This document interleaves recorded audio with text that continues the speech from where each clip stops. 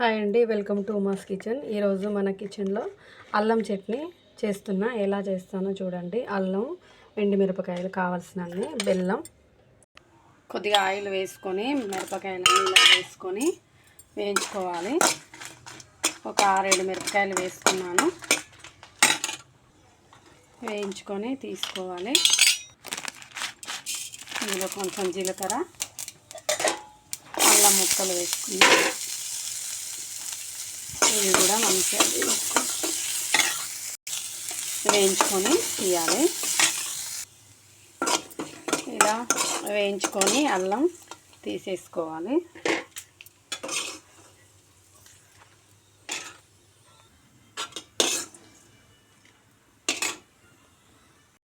ఇందులోనే బెల్లం వేసుకోవాలి. మనకు టేస్ట్కి తగ్గట్టు వేసుకోవచ్చు.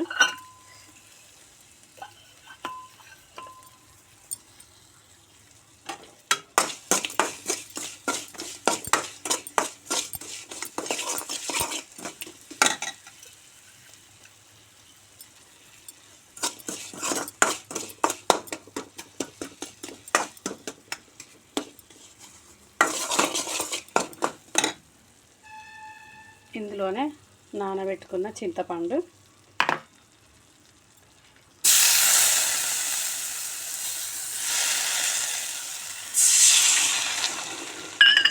ఇది బాగా ఉడికించుకోవాలి.